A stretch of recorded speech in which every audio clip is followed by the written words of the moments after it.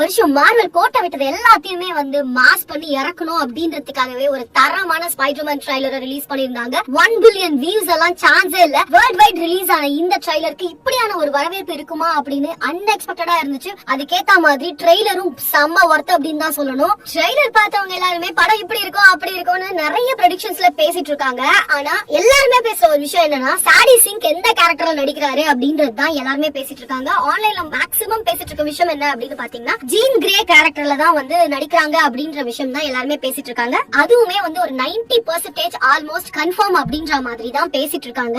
நாங்க ஏன் இவ்ளோ கான்ஃபிடென்ட்டா சொல்றோம் அப்படின்னு பாத்தீங்கன்னா, ஸ்பைடர்மேனோட ஸ்டோரி லைன் எங்களுக்கு தெரியும் அப்படின்றதுனால தான் இது ஆல்மோஸ்ட் கன்ஃபார்ம்டுன்னு சொல்றோம். அண்ட் அது மட்டும் இல்ல, நாங்க அதை பத்தி சொன்னோம்னா அது ஒரு பெரிய ஸ்பாயிலர் ஆயிடுமே அப்படின்ற காரணத்துக்காக நாங்க அதை தவிர்த்துட்டோம். நான் வேணா ஒரு குட்டி ஸ்பாயிலர் சொல்லவா?